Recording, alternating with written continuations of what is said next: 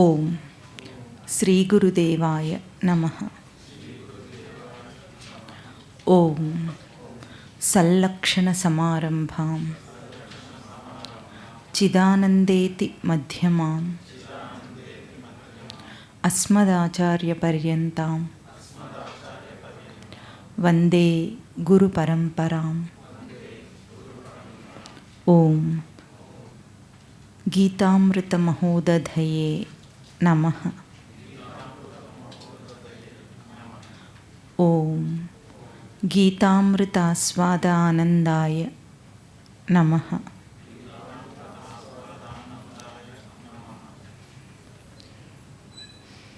ప్రథమ అధ్యాయం 45వ శ్లోకం నుండి మొదలు పెడదాం.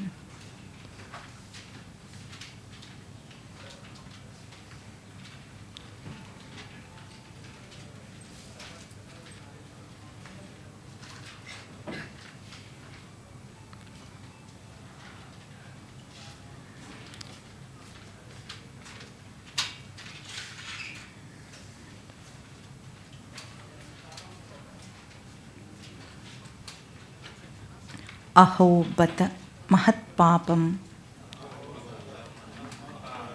కర్తుం వ్యవసితా వయం యత్ రాజ్యసుఖలోభేన హంతుం స్వజనముద్యతాః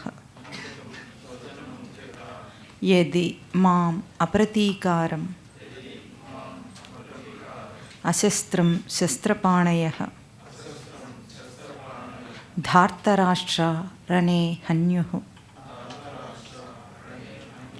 తన్మే క్షేమతరం భవేత్.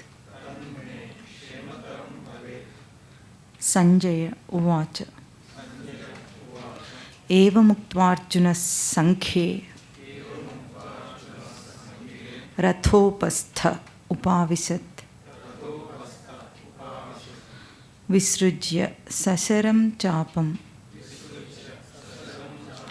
శోకసంవిఘ్నమానసః. ఓం తత్ సత్. ఇతి శ్రీమహాభారతే భీష్మపర్వణి శ్రీమద్భగవద్గీతాసు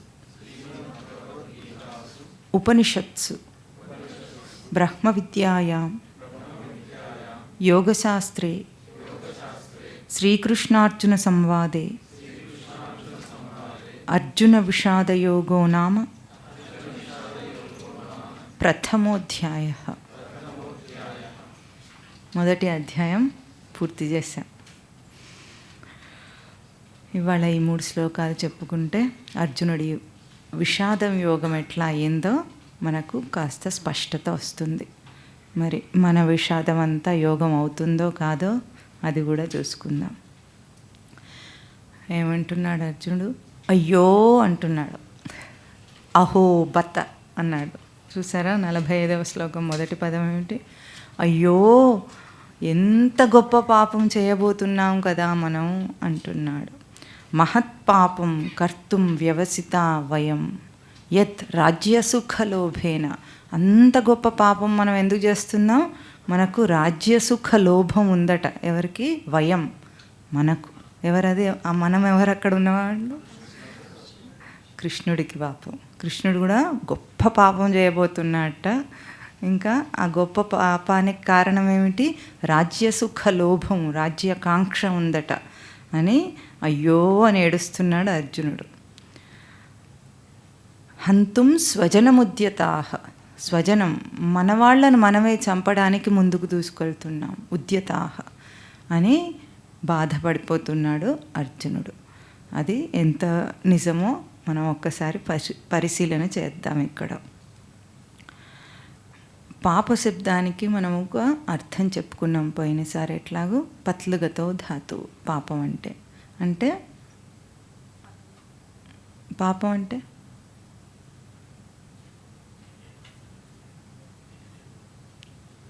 ఎవరైతే చెప్పింది చెప్పండి గట్టిగా.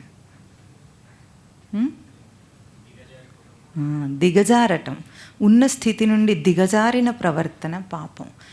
మనం ఏమైనా పాపం గురించి చెప్పమంటే ఎప్పుడు చూసినా బయట కొన్ని విషయాలు చెప్పి ఇవి పాపం చేష్టలు అని అంటాం, అంతే తప్ప అవి పాపపు చేష్టలు కాదు. ఆ చేష్టల వల్ల తాను దిగజారిపోతాడు కనుక అది పాపం అంటే జారిపోవటం. ఆ జారిపోవటం అనే పాపమును ఎవరికి చెప్తున్నారో తెలుసా? కృష్ణుడి నామాల్లో ఒక నామం ఏమిటి? అచ్యుత. విన్నారా ఎప్పుడైనా? అచ్యుతుడు అంటే అర్థం ఏమిటి? చ్యుతం అంటే జారిపడిందని అర్థం. అచ్యుత నచ్యుతం అంటే జారిపడని స్థితి ఏదో అది అచ్యుత పదం. ఆ అచ్యుతుడికి ఏం చెప్తున్నాడు ఇక్కడ అర్జునుడు? అయ్యో చూసావా, మనం ఏం చేయబోతున్నాం? గొప్ప పాపం చేయబోతున్నాం. ఎవరిని? ఎందువల్ల గొప్ప పాపం అంటున్నాడు? ఆతతాయనులను చంపటం గొప్ప పాపం అంటున్నాడు ఇక్కడ అర్జునుడు. చాలా అయోమయ స్థితికి అది చక్కని ఉదాహరణ. అక్కడ ఏమిటి? వెనుక తానే చెప్పాడు కౌరవులు ఎటువంటి వాళ్ళు అన్న సంగతి. ఆ కౌరవులను చంపితే ఇప్పుడు అది గొప్ప పాపం అయిపోతుంది అంటున్నాడు అర్జునుడు. ఇది తర్వాత ఏమంటాడు? యది మాం అప్రతీకారం అశస్త్రం శస్త్రపాణయ ధార్తరాష్ట్ర రణే హన్యు తన్మే క్షేమతరం భవేత్. ఇంకా ఏమంటున్నాడు? యది ఒకవేళ అశస్త్రం అప్రతీకారం మాం శస్త్రపాణయ ధార్తరాష్ట్రా రణే హన్యు అపి తత్ మే క్షేమతరం భవేత్. ఒకవేళ అశస్త్రం శస్త్రములను విడిచేసిన వాడను, అప్రతీకారం ప్రతీకార ఇచ్చలేని వాడనైన నన్ను, ధార్తరాష్ట్ర ఎటువంటి వాళ్ళు? శస్త్రపాణయ శస్త్రములు పట్టుకున్న ధార్తరాష్ట్రులు, యది రణే హన్యుహు అపి అంటే రణమునందు ఒకవేళ నన్ను చంపినా సరే అది నాకు క్షేమమే అవుతుంది. ఇవి అర్జునుడి ఈ 2 శ్లోకాలు అర్జునుడి చివరి మాటలు అన్నమాట. అర్జున విషాద యోగంలో అంటే వాళ్ళు నన్ను చంపినా సరే నేను అసలు శస్త్రం ఎత్తను. చాలా గొప్ప విషయం కదా ఇది. ఇంత అహింసావాదం గనక నిజమైన వైరాగ్యంతో త్యాగబుద్ధితో ఉంటే అర్జునుడికి బాగుండేది, భగవద్గీత అవసరం ఉండేది కాదు.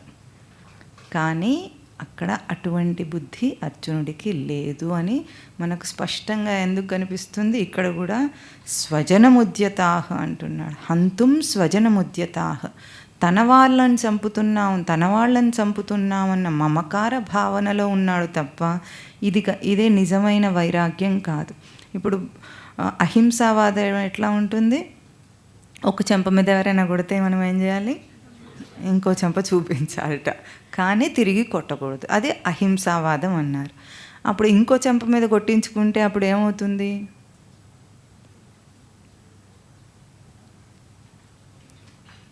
చెప్పడం అయితే చెప్పారు కదా, ఒక చెంప మీద కొడితే ఇంకో చెంప చూపించమన్నారు. ఇంకో చెంప మీద కొట్టించుకుంటే ఏమవుతుంది?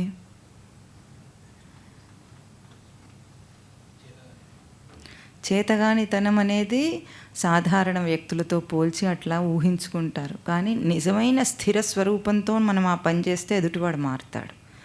మనం ఏదో పైపై నీతి సూత్రాలు వల్లించినట్లుగా మన ప్రవర్తన ఉంటే ఎదుటివాడు మారడు, చక్కగా కొట్టెళ్ళిపోతాడు. అది కాకుండా మనలో నిజంగా ప్రతీకార ఇచ్ఛ లేకుండా, కించిత్ మాత్రం మనలో అభిమాన అహంకారాలు దెబ్బతినకుండా మనం గనక బుద్ధుడి స్థితిలో ఉండగలిగితే అప్పుడు ఎదుటివాడు మారుతాడు తప్పకుండా. అటువంటి కథ కూడా ఉంది మనకు. ఇది అంగుళిమాల కథ వినుంటారు మీరు. బుద్ధుడు ఒకసారి ఏం చేస్తాడు? అంగుళిమాల అనే ఒక బందిపోటు ఉంటాడు. ఆ దొంగ ఏం చేస్తాడంటే అతనికి 1000 బొటన వ్రేళ్ళు అందరివి తెంపి మాలలుగా వేసుకునేవాడని ఒక ప్రతీతి. చాలా భయంకరమైన వాడు, అంటే చంపేస్తాడు, దారిలో వెళ్ళే వాళ్ళని చంపేసి అట్లా ఉంటాడు. ఓసారి బుద్ధుడు ఆ దారి గుండా వెళుతూ ఉంటే అతను ఎదురుపడినప్పుడు నిన్ను చంపేస్తానంటుంటే బుద్ధుడు నిశ్చలంగా నిర్భయంగా నిలబడి ఉన్నాడు. ఆ నిర్భయత్వం చూసి వాడు భయపడ్డాడట పాపం. భయపడి, ఏమిటి నువ్వు అట్లా ముందుకు వస్తూనే ఉన్నావు, కదిలిపోతున్నావు అంటే, నేను కదలట్లేదు, నువ్వు కదులుతున్నావు అన్నాడట బుద్ధుడు. నా దేహం నడుస్తుంది, నీ మనస్సు చంచలంగా ఉంది అన్న మాట వినేటప్పటికే భయపడిపోతున్నాడు ఎదుటి వ్యక్తి. అంటే అంత స్థిరత్వాన్ని చూసి ఎదుటివాడు ఓర్చుకోలేడు. అప్పుడు నేను చంపేస్తానంటే, నన్ను చంపే ముందు ఒక చిన్న పని చేయగలుగుతావా అంటే, చేస్తా, ఏముంది అంటే, ఎవరిని చంపాలి, ఎంతమందినైనా చంపేస్తాను అన్నట్టు. నువ్వు ఎవరిని చంపక్కర్లేదని ఒక చెట్టు కొమ్మని చూపించి నరుకుమన్నట్ట. టకీమని నరికి చేతిలో పెట్టాడు. ఇప్పుడు దీన్ని అతికించమన్నట్టు. నరకటం అయితే చేస్తాడు కానీ అతికించమంటే ఏం చేస్తాడు? అంగుళీమాలైనా వాడు అమ్మమ్మగుడైనా ఎవడేం చేయలేడు కదా ఒకసారి నరికిన దాన్ని. అంటే దేన్నైతే నువ్వు పునరుద్ధరణ చేయలేవో దాన్ని నాశనం చేయటానికి నీకేం హక్కు ఉంది అన్న ఒక మాట చెప్పేటప్పటికీ అంత నిశ్చలత్వము, ఆ అహింసావాదాన్ని వినేటప్పటికీ మారిపోయాడు. అంతటి గజదొంగ కూడా ఒకే ఒక్క మాటతో బుద్ధుడికి శిష్యుడయ్యాడు. అది చాలా గొప్ప విశేషం. ఇక్కడ అర్జునుడి మాటలు కూడా అంత గొప్పగా, అశస్త్రం అప్రతీకారం మాం, అసలు నాకు ప్రతీకార ఇచ్చనే లేదు, నేను శస్త్రాలు విడిచేస్తున్నాను అని అంటున్నాడు. అటువంటి స్థిరత్వం ఉన్నవాడా అర్జునుడు అంటే? లేదు అనాలి మనం. ఎందుకు? ఎప్పుడైనా వైరాగ్యానికి త్యాగానికి సూచన ఏమిటంటే మొట్టమొదటి దైవీ లక్షణం భగవద్గీత 16వ అధ్యాయం ఏం చెప్తుంది? అభయం సత్వ సంశుద్ధి. అభయ లక్షణం వస్తుందట వైరాగ్యంలో. ముందు మనిషి ఏం పొందుతాడు? వేదాంత విచారణలో భయమును వదిలేస్తాడు. ఆ అభయ లక్షణం రాలేదు. ఇక్కడ ఏమైంది? అర్జునుడికి ఏడుస్తున్నాడు, ఏడుపు వస్తోంది. శోక సంవిఘ్న మానసహాన్ని తర్వాత సంజయుడు చెప్తాడు. శోకంలో మునిగిపోయాడు. అంటే ఈ మాటలన్నీ కూడా వైరాగ్యం కాదు అని మనకు స్పష్టంగా అర్థమవుతుంది. మరి ఈ అయోమయ స్థితికి కారణం ఏమిటి అంటే మమకారం అని మనం చాలాసార్లు చెప్పుకున్నాం. ఇక్కడ ఏమంటున్నాడు? గొప్ప పాపమును చేయబోతున్నాం మనము రాజ్యసుఖ లోభం చేత అంటున్నాడు. అక్కడ రాజ్యం అనేది ఏమిటి? బయట ఒక ప్రదేశంగా, ఏలుతున్న ప్రదేశంగా తాను అనుకుంటున్నాడు. అంటే భౌతికవాదంతో ఆలోచిస్తున్నాడు అక్కడ అర్జునుడు. మనం పోయినసారి చెప్పుకున్నాం, స్వామి యొక్క దృష్టికి అర్జునుడి యొక్క దృష్టికి మూలమైన భేదం ఎక్కడొస్తుందంటే దుష్టత్వమును సంహరించటం మీద స్వామి యొక్క దృష్టి ఉంటే దుష్టులను చూస్తున్నాడు అక్కడ అర్జునుడు. అంటే వ్యక్తిగత రూపాన్ని చూస్తున్నాడు. దుష్టత్వం అంటే ఒక లక్షణం, అది ఆ లక్షణాన్ని తీసేసే ప్రయత్నం చేస్తాడు. సృష్టిలో అసలు దుష్టత్వం అనేదే, ఇప్పుడు సృష్టి ఎవరు చేశారు చెప్పండి?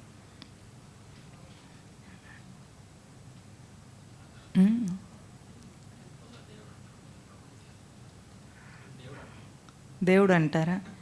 పోనీ మామూలు భాషలో దేవుడు అనే అందాం. పామర భాష అని కూడా అనొచ్చు దాన్ని. మామూలుగా దేవుడు చేశాడు అనే మాట పామర భాష. అంటే దాని మీద ఏమాత్రం అవగాహన లేకుండా నమ్మేయటం లాంటిది అనమాట. పోనీ అట్లాగే సామాన్యులు అందరూ అదే అంటారు. దేవుడు చేసిన సృష్టి దేవుడికి అనుకూలంగా ఉంటుందా ప్రతికూలంగా ఉంటుందా? ఒకటే మాట అంతే. బ్రహ్మనే చేశాడో దేవుడే చేశాడో అదే సృష్టి అయిందో తర్వాత సంగతి, దాని లోతు వేరు. కానీ ఒకవేళ దేవుడే చేసిన సృష్టి అయితే దేవుడికి అనుకూలంగా ఉంటుందా లేదా? తప్పకుండా అనుకూలంగా చేసుకుంటాడు, ప్రతికూలంగా చేసుకుంటాడు. దుష్టత్వం అనేది కనుక ఉన్నా కూడా ఒకవేళ మనకు కనిపిస్తుంది లోకంలో అంటే మనమున్న స్థాయిలో, మనమున్న స్థూల స్థాయిలో మనకు అది కనిపిస్తుందంటే అది ఎట్లా ఉంటుంది? అట్లాగే ఉండేటట్టు ఉంటుందా? తీసేయగలిగేటట్టు ఉంటుందా? అంతే. స్పష్టంగా అది తీసేయడానికి అనుకూలమైన రచనయే సృష్టిలో ఉంటుంది. కానీ దాన్ని పెంచి పోషించి దాని చేత దేవుడికే అపాయం వచ్చే స్థితి ఉండదు. ఇది మనకు స్పష్టమా కాదా? అట్లాగే ఇక్కడ అర్జునుడు ఏ విషాదమునైతే పొందాడో ఆ విషాదం యొక్క సత్యం ఏమిటి అంటే మనిషికి ఒక ఏడుపు ఉంటుందట. ఎప్పుడు ఉంటుందా ఉండదా? మనకు ఏడుపు ఉందా లేదా చెప్పండి? అర్జునుడు ఏడుపు పక్కన పెట్టి కాసేపు మనకు ఏడుపు ఉందా లేదా? ఉంది. దేనికోసం ఏడుస్తున్నారు? ఏం కోరి ఏడుస్తున్నారు?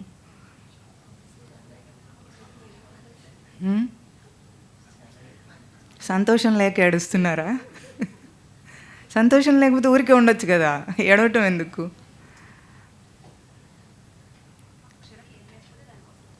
ఏది లేదో దానికోసం ఏడుస్తుంటాడు, లేని దానికోసం ఏడుస్తుంటాడు, ఉన్నది చూసుకోడు అన్నమాట. పక్కవాడికి ఉందని తనకు లేదని ఏడుస్తాడా? అంటే ఇవి పై మాటలు మనమేమో ఒక విషయాలతో పోల్చి చెప్పుకుంటున్నా. ఇవి నిజానికి ఏడుపుకి మూల కారణం ఏమిటి? దుఃఖానికి మూల కారణం ఏమిటి? కోరిక. ఇది కూడా గ్రాస్ ఆన్సర్గా ఉంటుంది, అయినా మంచిది. కోరిక. ఒక కోరిక ఉంది మనిషికి, ఏమిటంటే దుఃఖాలన్నీ పోవాలి, నేను ఉండాలి.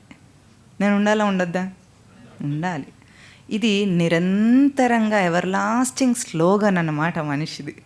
ఎంత దాకా అంటే బ్రహ్మమును చేరుకునేదాకా. దుఃఖం పోవాలి, నేను ఉండాలి. దుఃఖం పోవాలి, నేను ఉండాలి. దుఃఖం పోవాలి, నేను ఉండాలి. దుఃఖంతో పాటు నేను పోవాలా? పోకూడదు. నేను ఉండాలి, దుఃఖం పోవాలి. ఇది కదా మనం ఏ దుఃఖానికైనా వెనుక ఇదే సూత్రం. ఏ జీవికైనా, ఏ ప్రాణికైనా, మనిషికైనా, ఏ సంఘటనలోనైనా ఇది మూల సూత్రం. దుఃఖం పోవాలి, నేను ఉండాలి. వాడికి వచ్చిన దుఃఖం ఏమిటో ఇంతకు అంటే మనమేమో మళ్ళీ ఏవేవో చూపిస్తాం. ఈ పూట బస్ రాలేదని లాంటి చిన్న చిన్న దాని దగ్గర నుండి ఎంతో పెద్దవి, నా వాళ్ళందరూ చచ్చిపోతారు, మా వాళ్ళకి రోగాలు వచ్చినాయి, అంత దాకా. డబ్బులు లేవు, సరిపడలేవు, ఇవే కదా కష్టాలు. ఇది బాధలు చెప్తున్నారు, దుఃఖానికి మూల కారణం చెప్పట్లేదు. ఇవన్నీ ఎంతసేపు ఉంటాయి? కాసేపు అయితే సొల్యూషన్ ఉందా లేదా? ప్రతి విషయం ఇంత దాకా వచ్చింది మీ జీవితంలో, వచ్చాయా లేదా కష్టాలు? ఎవరి వయసుకు వాళ్ళకి తగినవి వచ్చినాయా? పోయినాయా లేవా? పోతున్నాయా లేదా ఎప్పటికప్పుడు? అట్లాగే ఉంటున్నాయా కష్టాలన్నీ? ఏమైనా కొత్తవి వస్తున్నాయా? రీప్లేస్ అవుతున్నాయా లేదా? కొత్తవి వస్తున్నాయి వేరే సంగతి, అది. కానీ వచ్చినవి పోయినాయా? అట్లాగే ఉంటున్నాయా?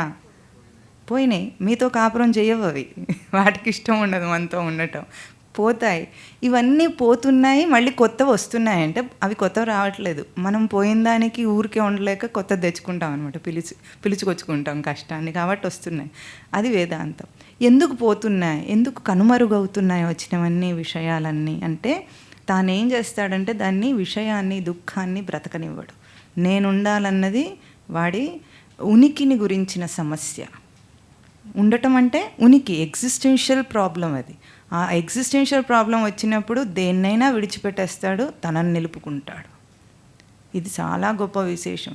చివరికి మీకు తెలుసా అసలు దేహం ఎందుకు విడిచేస్తాడు మనిషి? ఇంత ప్రీతి కదా మనందరికీ దేహం అంటే, ఇష్టమా కాదా చెప్పండి? అందరికీ ఉంటుంది ఆ అభిమానం. మరి అంత అభిమానపడే దేహాన్ని కూడా ఎట్లా వదిలేస్తాడు? వేదమంత్రాలు ఏం చెప్తాయి? ఇదం శరీరం నిహత్య అవిద్యాం గమయిత్వా. అంటే దాన్ని చంపుతాడట వీడు, చంపి వెళ్ళిపోతాడట, చక్కగా లేచి వెళ్ళిపోతాడట జీవుడే. ఎందుకు అట్లా చంపి వెళ్ళిపోతున్నాడు? రోగం వచ్చిన దేహాన్ని కానీ, అంటే ముసలిదైన దేహాన్ని కానీ ఎందుకు విడిచేస్తాడు? అందులో ఉండలేక. ఎందుకు ఉండలేడు? వాడుకోవడానికి పనికి రావట్లేదు కాబట్టి. ఒక కొత్త స్కూటర్ ఎప్పుడు కొనుక్కుంటాం? పాతదాంతో పని కాకపోతే రిపేర్ చేసుకునే ప్రయత్నం చేస్తాం. ఎంతకీ రిపేర్ అవ్వకపోతే కొత్తది. ఇంతే, సింపుల్ సూత్రం. మనకు రానివి ఏవి లేవు, మనం లోకల్లో అన్నీ చేస్తూనే ఉన్నాం, దాని మీద విచారణ లేదు. అయితే ఇంతకీ స్కూటర్ మీద ప్రేమ కానీ, స్కూటర్ కొనుక్కోవడం కానీ దేనికోసం? సంతోషం కోసం స్కూటర్ కొనుక్కుంటారా? ప్రయాణం కోసం కొనుక్కుంటారు. అది కదా స్కూటర్ మెయిన్ పర్పస్ ఏమిటి? మన ప్రయాణం. అట్లాగే ఈ దేహం ముఖ్య ఉద్దేశం ఏమిటంటే, మనం ఒక ప్రయాణం చేస్తున్నాం దీంట్లో, జీవుడు చేస్తున్న ప్రయాణం ఈ వాహనం. ఈ వాహనాన్ని తనంతట తానే వదిలేస్తాడు. అంటే అన్నిటికంటే ఎక్కువ అభిమానించే ఈ వాహనాన్ని కూడా విడిచేస్తాడు. ఎందుకు? నేను ఉండాలి కాబట్టి. ఇది పనికి రావట్లేదు, నేను సుఖంగా ఉండటానికి, నేను ప్రశాంతంగా ఉండటానికి ఇది పనికిరాదని తెలిసిన రోజున దీన్ని తనంతట తానే వదిలేసి వెళ్ళిపోతాడు. అంటే అన్నిటికంటే ముఖ్యమైనది ఏమిటి? ఎగ్జిస్టెన్షియల్ ఎలిమెంట్, ఉనికి అంశం తనకు ప్రధానమైంది.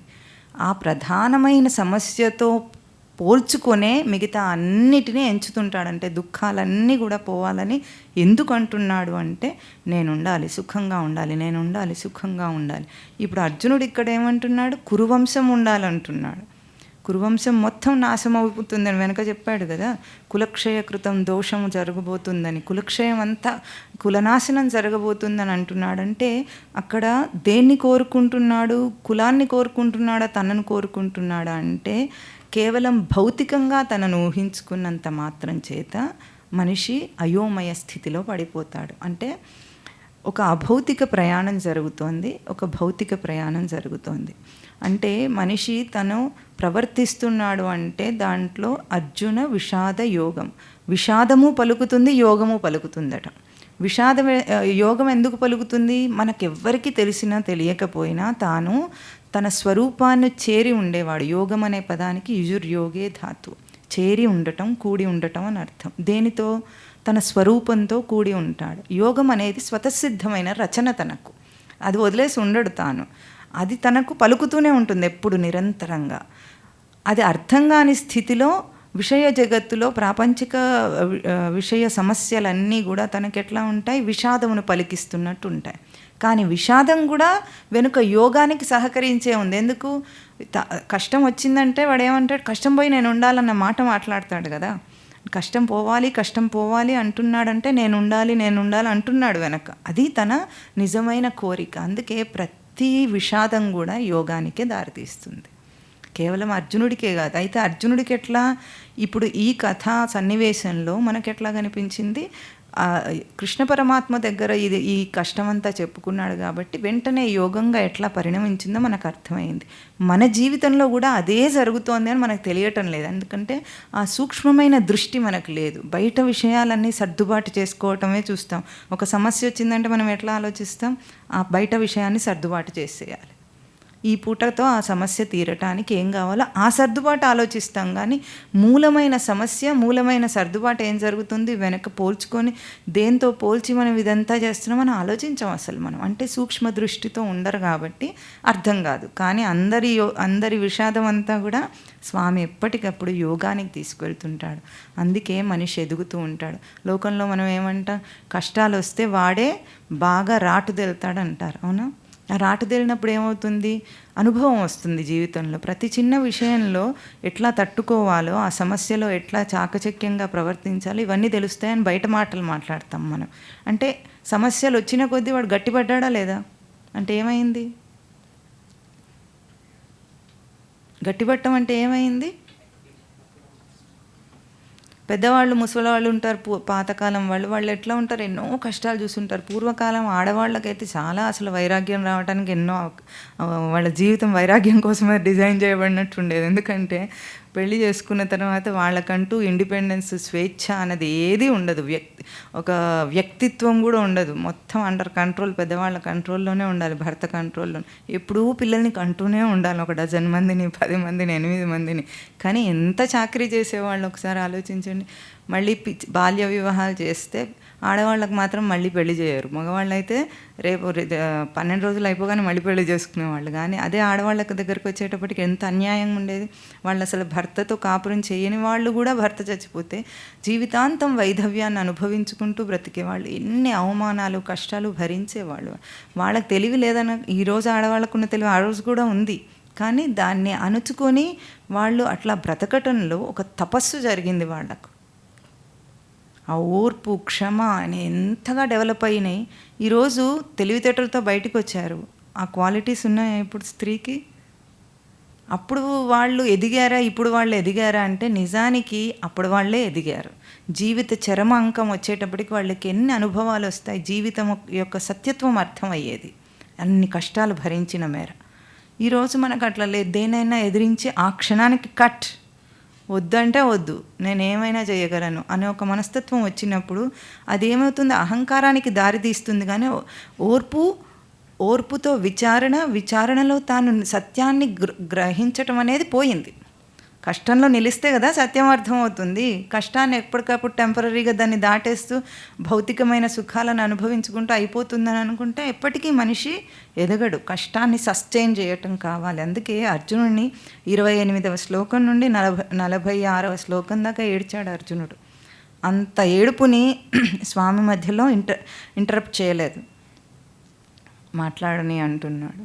చూస్తున్నాడు ఎన్ని మాటలు నేర్చాడు. వెనక పోయిన వారం ఎన్ని మాటలు నేర్చాడు. కులక్షయకృతం దోషం అన్నాడు, మిత్రద్రోహేచ పాతకం అన్నాడు, ఇంకా ఏమన్నాడు? పిండోదక క్రియ, పితరులకు పిండోదక క్రియలు ఉండవన్నాడు. వర్ణసంకరం అవుతుంది స్త్రీలకు, జాతి ధర్మాలన్నీ నాశనం అయిపోతాయి అన్నాడు. ఏమేమో చాలా చెప్పాడు. అవన్నీ స్వామి ఓపికగా వింటూ ఉన్నాడు. ఎందుకు? ఇంత విషాదాన్ని కూడా పీక్ అంటే దాన్ని పండేదాకా ఇంకా స్వామి రచన చూస్తూ ఉన్నాడు. ఇక్కడ ఏమిటంటే రాజ్యసుఖ లోభం చేత మనం పాపం చేస్తున్నాం అన్నాడు. అక్కడ ఈ దృష్టి అర్జునుడికి మారాలి. రాజ్యసుఖ లోభం చేత యుద్ధం చేయటం తప్పే నిజానికి. అక్కడ రాజ్యసుఖ లోభం కోసం చేయకూడదు, కానీ ప్రజాసుఖం కోసం చేయాలి. ప్రభు యొక్క ధర్మం ఏమిటండి? ప్రజల సంక్షేమం చూడటం. ధర్మరాజు చేసిన తప్పు కూడా మనం ఏం చెప్పుకున్నాము? ధర్మరాజు పాలనలో ప్రజలు సుఖంగా ఉన్నారు. దాన్ని దుర్యోధనుడికి ఇచ్చేస్తే మనం పంచుకుందామన్న అన్నదమ్ముల ప్రేమ చూపించాడు, కానీ దుర్యోధనుడి పాలనలో ప్రజలెంత కష్టపడతారు?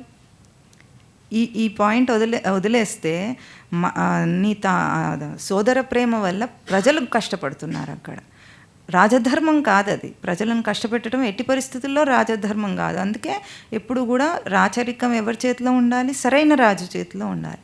అది వదిలేశాడు ధర్మరాజు. కాబట్టే ఈ కురుక్షేత్ర యుద్ధ రచన చేయాల్సి వచ్చింది స్వామికి. చిన్నదిగా ఉన్నప్పుడు వదిలేశారు కాబట్టి. అంటే రాజ్యసుఖ లోభం కోసం చేయొద్దు, కానీ ప్రజాపాలన కోసం చేయాలి అన్నది అక్కడ అంశం.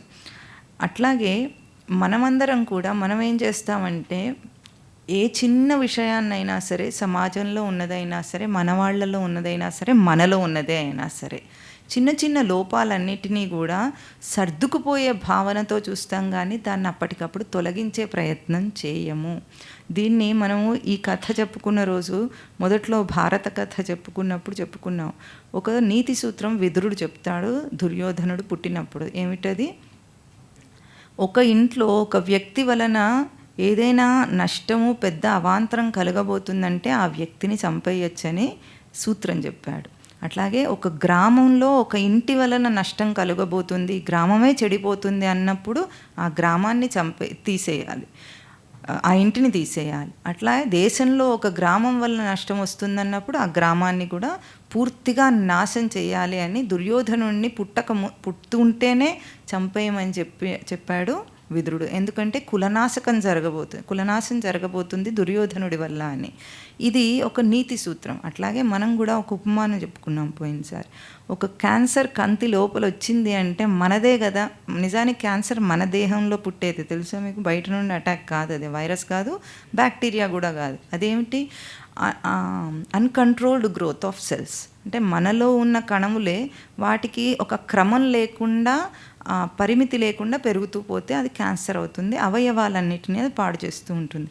దాన్ని ఏం చేస్తాం మనం? కనుక్కున్న వెంటనే తీసేసే ప్రయత్నం చేస్తాం. ఫస్ట్ స్టేజ్ క్యాన్సర్ అయితే క్యూరబుల్, 3rd, 4th స్టేజ్కి వెళ్తే అది మనం బాగు చేయలేము, ఎందుకంటే చేయి దాటిపోయింది. అట్లా జరిగింది ఇక్కడ భారత కథ అంతా కూడా. అట్లాగే మనం కూడా చిన్న చిన్న లోపాలను మనం ఏమనుకుంటామంటే, వీటిని ఇప్పుడు మార్చేయటం అనేది మనకు ఎట్లా అనిపిస్తుంది? హింసించినంత బాధగా ఉంటుంది. మనమే హింసించుకుంటున్నంత బాధ. ఎట్లాగైతే అర్జునుడు మన కులం నాశనం అవుతుంది అన్నాడో అటువంటిదన్నమాట. అంటే ఈరోజు లోకమంతా అస్తవ్యస్తంగా ఉందంటే అందరూ ఒప్పుకుంటారా? సమాజం బ్యాలెన్స్డ్గా లేదంటే ఒప్పుకుంటారా? ఒప్పుకోరా? మీకేం లేదా?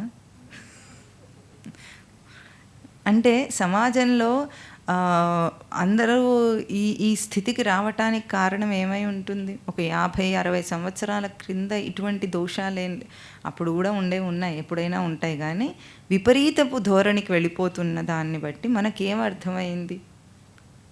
ఎక్కడ తప్పు జరిగి ఉంటుంది? సమాజంలో జరుగుతుందా? వ్యక్తిలో జరుగుతుందా? అది వ్యక్తిలో జరుగుతుంది ఎప్పుడైనా. అంటే తనలో ఉన్న తన దోషాలనే సమర్థించుకొని ఎప్పుడైతే మనిషి వాటిని పోషిస్తాడో, అంటే ఏ చిన్న అలవాటులో ఉన్నా, ఆచారంలో ఉన్నా ఆ దోషాలు ఎందుకు వచ్చినాయో ఆలోచించకుండా దాటేసుకుంటూ సమర్థించుకుంటూ దాన్ని తప్పుడు ధోరణిలో ఇప్పుడు అర్జునుడు సమర్థించినట్టుగా అది తీసేసుకోవడం మహాపాపం అన్న దృష్టిలో మనిషి మాట్లాడుతూ ఎప్పుడు వస్తాడో అప్పుడు గొప్ప నష్టం జరుగుతుంది. ఇట్లా ఈ రోజున్న సమాజంలో కట్టుబాటు అంటే మనం ఏమనుకున్నాం? కట్టేయటం అనుకున్నాం. కట్టుబాటు అంటే తనకు తాను కన్ఫైన్డ్ అయి ఉండటం అని అర్థం. విచ్చలవిడిగా వెళ్ళిపోకుండా. సృష్టి నడవటానికి కారణం ఏమిటో తెలుసా మీకు? న్యూక్లియస్, పరమాణువు. సృష్టిలో అన్ని పదార్థాలు దేంతో తయారైనవి? Molecules are made up of atoms. Atoms are in turn made up, have the particles ఏమిటవి, సబ్ పార్టికల్స్ ఏమిటి, ప్రోటాన్స్, ఎలక్ట్రాన్స్, న్యూట్రాన్స్. ఇది సృష్టి మూలం, అంతే కదా. ఇందులో న్యూక్లియస్ ఏం చేస్తుంది, పాజిటివ్ ప్రోటాన్ లోపల ఉంటుంది, అది బ్యాలెన్స్ చేస్తుంది దాని ఛార్జ్ని చేసి ఏం చేస్తుంది, ఎలక్ట్రాన్స్ ఎక్కువ అయిపోతే ఏం చేస్తుంది, అది ఆర్బిట్స్ని క్లోజ్ చేసేస్తుంది. తనలో తాను కన్ఫైన్డ్ అయి ఉండటానికి దాన్ని అది క్లోజ్ చేసేస్తుంది. అంటే బయట నుండి దేన్ని కూడా రానివ్వదు. ఇది పరమాణు రచన. అంటే తనలో తాను, మనకు వెలాసిటీకి డెఫినేషన్ ఏమిటి, చేంజ్ ఇన్ డిస్ప్లేస్మెంట్ కదా. Rate of change of displacement is velocity. కానీ మనకు వెలాసిటీ ఇక్కడ కన్ఫైన్మెంట్ వెలాసిటీ అంటాం ఆ న్యూక్లియస్ పార్టికల్ని. ఏమంటే దాని వెలాసిటీ ఉంది కానీ అది కన్ఫైన్ అయి ఉంది, అది డిస్ప్లేస్మెంట్ లేని వెలాసిటీ. అర్థమవుతుందా? అది కదులుతున్న వెలాసిటీ కాదట, నిశ్చలమైన వెలాసిటీ. నిశ్చలమైన స్థిరత్వము ఈ సృష్టి రచన. అంటే తనకు తాను కన్ఫైన్డ్ అయి ఉండటం, విచ్చలవిడిగా బయటికి వెళ్ళిపోకపోవటం, ఇది సృష్టి పదార్థంలో కూడా పెట్టింది. ఇంకా జీవుల్లో ఎంతగా ఉండాలి అది. ఇది నియమం, కట్టుబాటు జీవితం. అంటే విచ్చలవిడితనం ఏం చేస్తుందంటే తన స్వరూపాన్ని విచ్ఛిన్నం చేస్తుంది. విచ్ఛిన్నం అంటే ఇప్పుడు యాటమ్ ఎక్స్ప్లోడ్ అయితే ఏమైంది, సర్వనాశం చేస్తుంది. అదే యాటమ్ని ఎక్స్ప్లోడ్ చేసినప్పుడు అదే యాటమ్ సృష్టిని కట్టిపెట్టి ఉంచింది. ఆ విపరీతపు ప్రయోగం ఏం చేస్తుంది, సర్వనాశనం చేస్తుంది. అట్లాగే మనిషి కూడా, మనిషి తనలోకి అంతర్ముఖుడు కావాలని మనిషి వాడిని సృష్టి చేసింది. అంతర్ముఖత అంటే ఏమిటంటే, ఏ ఇంద్రియాలనైతే మనం చూస్తున్నామో, మనం ఇంద్రియాలను వాడుకొని ప్రయోగంలో జీవితం గడుపుతున్నాం. మనం వెనుక చెప్పుకున్నాం, ఆత్మ అవస్థాత్రయ సాక్షి, ఆత్మ శరీరత్రయ వ్యతిరిక్త అవన్నీ చెప్పుకున్నప్పుడు ఏమిటి, మనకి ఇంద్రియాలు ఉన్నాయి. ఆ ఇంద్రియాలతో బహిర్ముఖ ప్రయోగంలో మనం జీవితాన్ని అంతా గడిపి బయటికి సత్యం అంటున్నాం. మనం ఏవైతే శ్రోత్రత్వ చక్షుర్జిహ్వ ఘ్రాణములనే పంచ జ్ఞానేంద్రియాలు ఉన్నాయో వాటిని బయటి ప్రయోగంలో బతుకుతున్నాం. దాన్ని ఏం చేయమంటున్నారు, లోపలి ప్రయోగంగా తీసుకెళ్తే అప్పుడు ఒక విశాలత్వం వస్తుంది మనిషికి. విశాలత్వం అంటే మనం ఏమనుకుంటాం, ఇది విశాలత్వం కాదంటుంది, ఇది విశాలత్వం. లోపల ఒక అపరిమిత స్వరూపం ఉంది. బయట ఉందనుకోండి, ఎక్కడ దాకా వెళ్ళినా ఒక హద్దు ఉంటుందా లేదా? ఈ గదికి హద్దు ఉందా? ఈ గోడల హద్దు, అప్పుడు ఇది గది అయింది, అవునా? ఈ బిల్డింగ్కి హద్దు ఉందా? దానికి ఎక్స్టర్నల్ వాల్స్ ఉన్నాయి, ఎక్స్టీరియర్ వాల్స్, ఆ హద్దు. తర్వాత దానికి ఒక కాంపౌండ్ వాల్, ప్రహరీ గోడ ఉంది, అది హద్దు. తర్వాత ఈ ఏరియాకి, ఈ ఏరియాని, ఇది ఏం ఏరియా, దాన్ని ఒక హద్దు ఉంది, అది దాటితే ఇంకొకటి అంటున్నారు. అట్లాగే మొత్తం జిల్లాకు ఉంటుంది, దేశానికి ఉంటుంది, అట్లా హద్దు ఉంటుందా లేదా? భౌతికమైన దానికి దేనికైనా ఒక హద్దు ఉంటుంది. అభౌతికమైన ఆకాశానికి హద్దు ఉందా? అది మన స్వరూపం, హద్దులేని స్వరూపం, అపరిమిత స్వరూపం. అది తెలుసుకోవాలి. దానికి కూడా కఠోపనిషత్తు ఒక మంచి మంత్రం చెప్తుంది, పరాంచిఖాని వ్యతృణత్ స్వయంభూ. అంటే పరాంచిఖాని, ఖాని అంటే ఇంద్రియాలు, స్వయంభూ అంటే అక్కడ బ్రహ్మదేవుడు. బ్రహ్మదేవుడు ఏం చేశాడట, ఇంద్రియాలను బహిర్ముఖ ప్రయోగంలో దాన్ని రచన చేశాడట. తస్మాత్ ధీర అమృతత్వం ఇచ్చని ఏం చేస్తాడంటే, ఒక ధీరుడైన వాడు, అమృతత్వమును కోరినవాడు వాటిని అంతర్ముఖం చేస్తాడట. ఆ అంతర్ముఖం చేసినప్పుడు ఏమవుతుంది, ఇవే ఇంద్రియాలు బహిర్ముఖంగా ఉంటే ప్రపంచాన్నంతా స్థూల దృష్టితో చూస్తాయి. అవే ఇంద్రియాలు అంతర్ముఖం అయిపోయినప్పుడు ఏం చూస్తాయి, తన లోపల ఉన్న లక్షణమే సృష్టి అంతా వ్యాపించి ఉందని చూస్తాయి. అది సూక్ష్మ దృష్టి. అది వచ్చేదాకా మనిషికి బయట విషాదం తప్పదు. అది వచ్చేదాకా మనిషి ఎదగటం అంటే elevating the state of consciousness అంటాం మనం. మన స్మృతి యొక్క స్థితిని పెంచుకుంటూ పోవాలి మనిషి. స్థూల సృష్టిని దాటి అభౌతిక సృష్టికి ఎదుగుతాడు, అభౌతిక స్మృతిని అందుకుంటాడు. స్మృతి అన్న పదం అర్థం కావాలంటే చాలాసార్లు మనం చెప్పుకుంటాం. ఇప్పుడు ఏదైనా ఊహించుకోండి, మొన్న పిల్లలకు కూడా చెప్పాం, ఎప్పుడైనా తిరుపతికి వెళ్ళారా అందరూ? వెంకటేశ్వర స్వామిని చూసారా ఫోటోలో, విగ్రహంలో అంతటా చూసారా? ఇప్పుడు కళ్ళు మూసుకోండి, కళ్ళు మూసుకోండి, అదే విగ్రహాన్ని ఊహించుకోండి.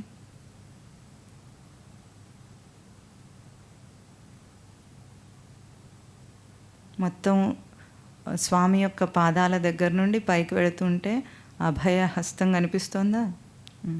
పైకి వెళుతూ ఉంటే వక్షస్థలం మీద లక్ష్మీదేవి కనిపిస్తుందా? శ్రీదేవి భూదేవి శ్రీదేవి కనిపిస్తుందా?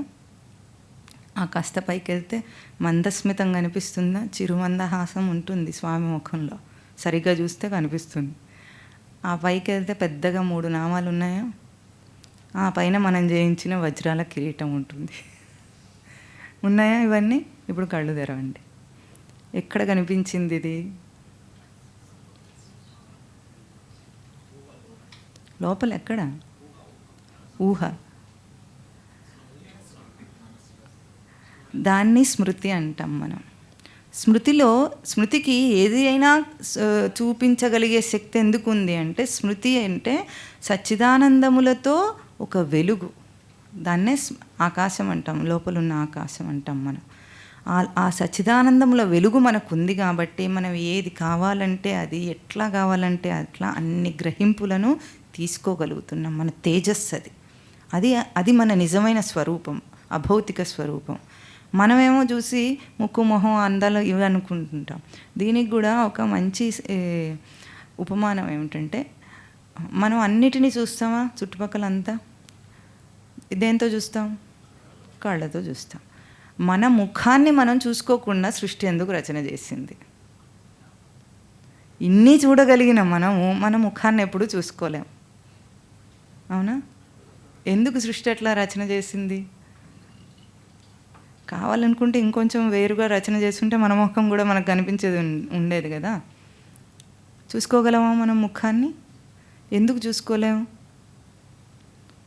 చూసుకోలేకపోతే ఏమిటి? మనం ఇప్పుడు సెల్ఫీలు దిగేస్తాం కావాలంటే, మనకు తెలివి ఎక్కువ కాబట్టి. అద్దంలో ఏం కనిపిస్తుంది?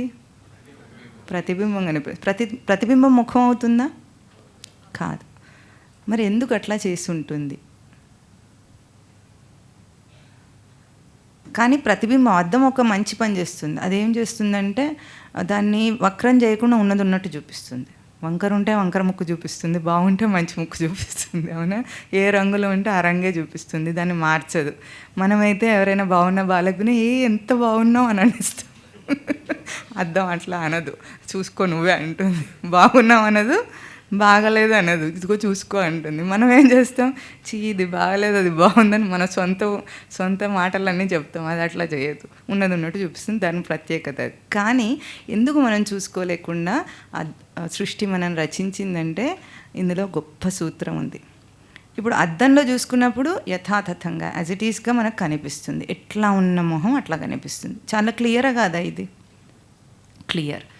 కానీ అద్దంలో ముక్కు, కళ్ళు, మూతి, చర్మము, చెవులు అన్నీ కనిపిస్తున్నాయా?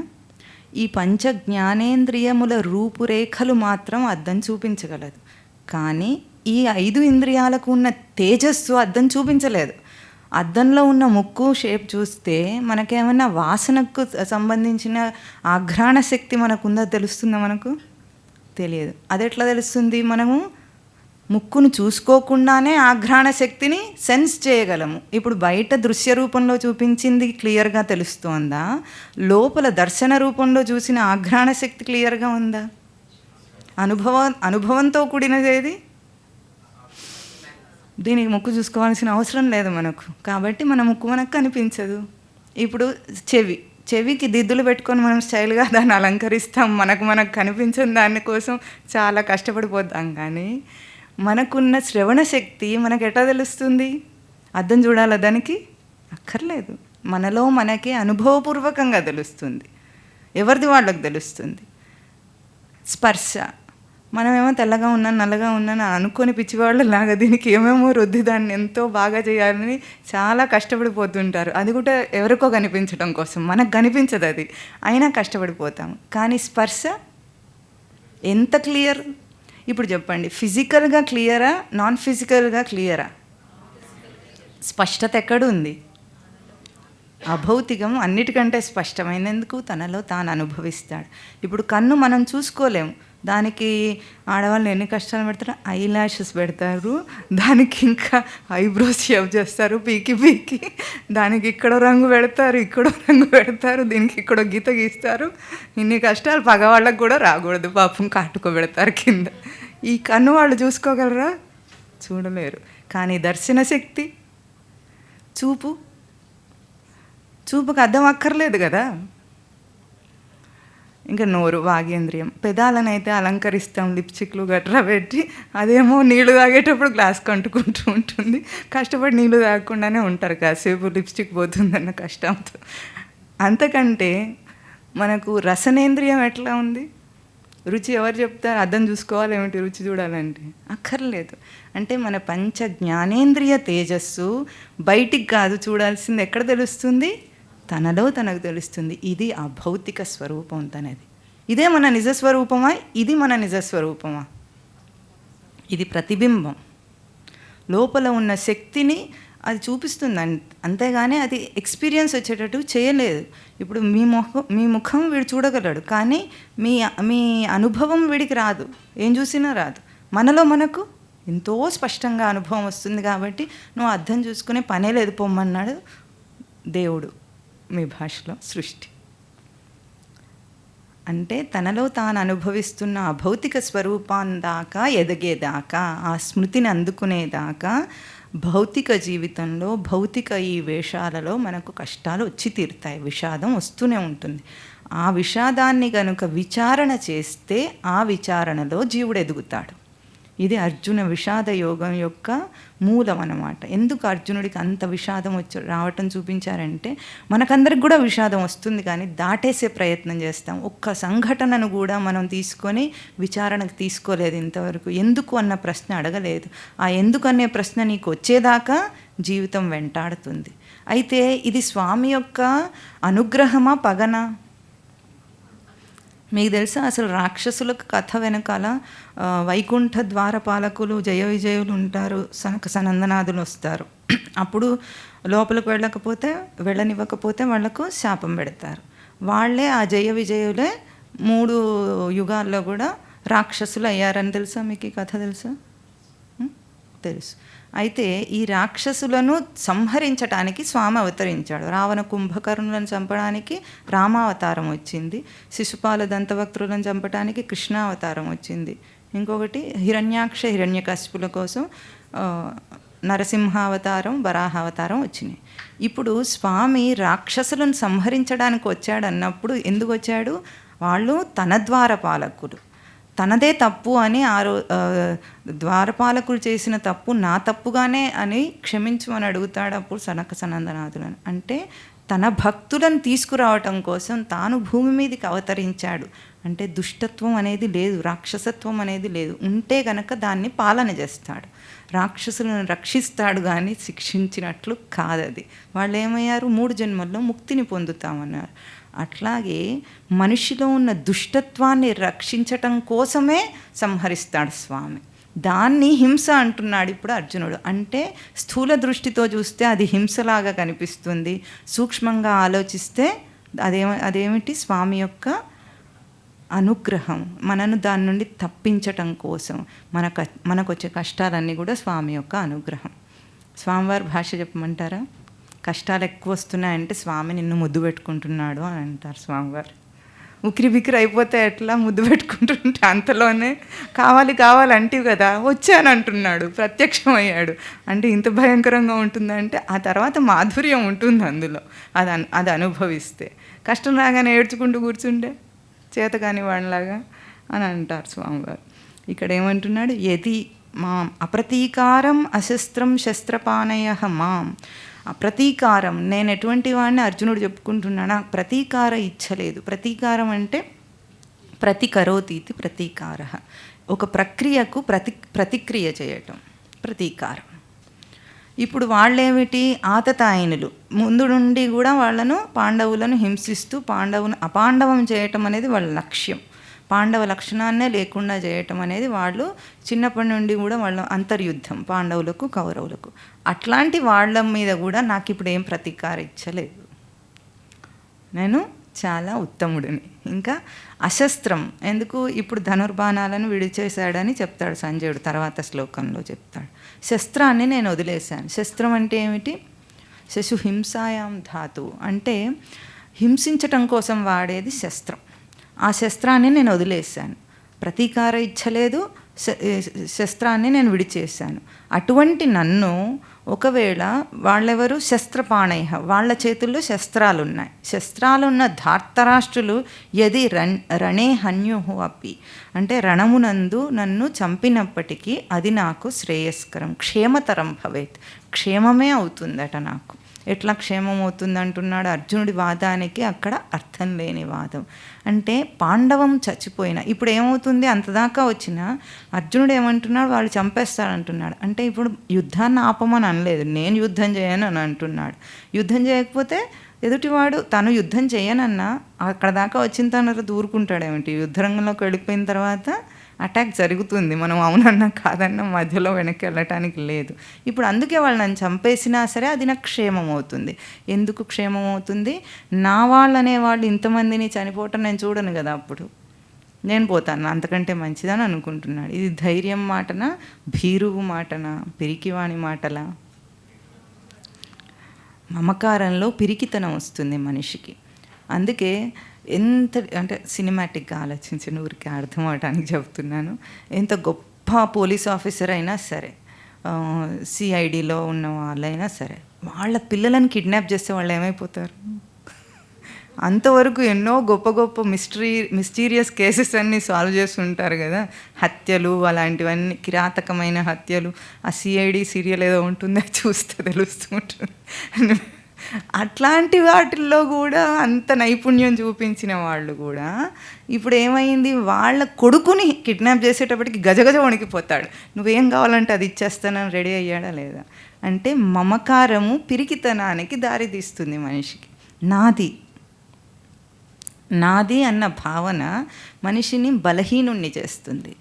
అదే నాది అనే భావన ఎంత భ్రాంతితో బలహీనుణ్ణి చేస్తుందో, అదే విశాలత్వంగా ఎదగాలంటే మనిషి ఏం చేయాలి? ఇక్కడ మీకు చాలాసార్లు చెప్పారు, ఏమిటది? అందరూ సచ్చిదానంద స్వరూపులని ఎప్పుడు దర్శనం చేస్తాడో అది నేనవుతుంది, నాది కాదు. అప్పుడు నేను అనే ఒక నాది అనే పరిమిత స్వరూపమేమో భ్రాంతికి గురి చేస్తుంది మమకారంలో. అదే నేను అనేది ఒక విశాలత్వం. అంటే ఏమిటి? నేనెవరు? ఒక మరణం లేని సచ్చిదానంద స్వరూపాన్ని, జీవుడిని. అట్లాగే అందరెవరు? సచ్చిదానంద స్వరూపులే. ఇప్పుడు మన పిల్లలు ఉన్నారనుకోండి, వాళ్ళు ఎందుకు వచ్చారు? ఒక దేహాన్ని కోరి ఆ జీవుడు ఆశ్రయించి వచ్చాడు. దానికి మనం ఒక క్షేత్రం అయ్యాం అంతే. ఎట్లాగైతే చెట్టు పెరగడానికి భూమి కావాలో అట్లా మనం ఒక క్షేత్రం అయ్యాం, వాటికి అవకాశాన్ని ఇచ్చాం. అంత మాత్రం చేత ఆ జీవుడి ఉద్యమం ఏమిటి? మనతో ఎప్పటికీ కలిసి ఉండాలన్నా? ఉండడం కాదు. జీవుడు ఎదగటానికి వచ్చాడు, దేహం తెచ్చుకున్నాడు, ఎదగాలి. ఈ కోర్స్ ఆఫ్ టైం అంటే ఈ దేహంలోకి వచ్చి ఒక ప్రయాణం చేస్తున్నాడు వాడు. ఆ జన్మ పుట్టుక నుండి చావు దాకా ఆ దేహంలో ప్రవర్తించి వాడు ఈ స్థాయిని అంటే కాన్షియస్నెస్ లెవెల్ని పెంచుకోవడానికి వచ్చాడు ఆ జీవుడు. అది మనిషి జన్మ యొక్క మూలము. మనమేమో ఈ ఉద్యోగాలు సద్యోగాలు చదువు చట్టుబండలో కూడా అసలు మనకి ఇలాంటివి ఏమి ఊహకు కూడా అందవు. అటువంటి జీవితాలు గడుపుకుంటూ ఇది సత్యం అనుకున్నంత మాత్రాననే అష్ట కష్టాలు పడుతున్నాం. ఇది కాదు అసలు సత్యము. జీవితం అంటే ఇది కాదు, వేరే ఇంకొక జీవితం ఉంది. వీటి వెనకాల సంఘటనల జీవితం కాదు, పరిస్థితులు జీవితం కాదు, వీటి వెనకాల జీవించేవాడు ఒకడు ఉన్నాడు కదా. ఎవరికి వచ్చినాయి ఇవన్నీ? సంఘటన ఎవరు ఎదుర్కొంటున్నారు? నేను. పరిస్థితుల్లో ఇరుక్కున్నది ఎవరు? నేను. బంధంలో ఇరుక్కున్నది ఎవరు? నేను. బంధం గురించి ఆలోచించకు, నీ గురించి ఆలోచించు. నీ గురించి ఆలోచించు, నువ్వేమవుతున్నావో ఆలోచించు. సమస్యకు మూలం అక్కడుంది, మనిషి దాటేసేదే అదన్నమాట. అంటే ఈ మూల సూత్రం తెలిసేదాకా ఈ భౌతికమైన విషాదాలన్నీ వస్తాయి, వచ్చి విచారణకు తీసుకెళ్తాయి. చాలా కష్టం వచ్చినప్పుడే కదా మనిషి ఆలోచిస్తాడు, ఏమిటో ఈ పుట్టుకలు చావులు అంటాడా. అప్పటిదాకా వీడికి పుట్టుకల సావుల మీద ఏం కొంచెం కూడా పుట్టినప్పుడు ఎప్పుడైనా అంటారే ఏమిటో ఈ పుట్టుకలు అని అన్నాడు. చాలా ఆనందిస్తాడు. ఎవడు వంశోద్ధారకుడు పుట్టాడు, వాడు పుట్టాడు, వీడు పుట్టాడు అనుకుంటూ. చచ్చినప్పుడు అప్పుడు అంటాడు ఈ మాట, ఏమిటో ఈ పుట్టుకలు చావులు. కాసేపు ఆ ప్రశ్నను అట్లా సస్టైన్ చేస్తాడా? లేదు, ఇంటికి వెళ్ళి వదిలేస్తాడు అంత. ఆ వదిలేయకుండా సస్టైన్ చేస్తే విచారణ మొదలయ్యేది అప్పటికే. ఎంతమంది చావులకు వెళ్ళొచ్చారు ఇప్పటికీ? సార్ చెప్పండి, ఎవరైనా చచ్చిపోయినప్పుడు స్వామివారి దీనికి కూడా హాస్యం చెప్తారు. ఎవరింట్లోనైనా పెళ్ళికి ఎందుకు వెళ్తారు?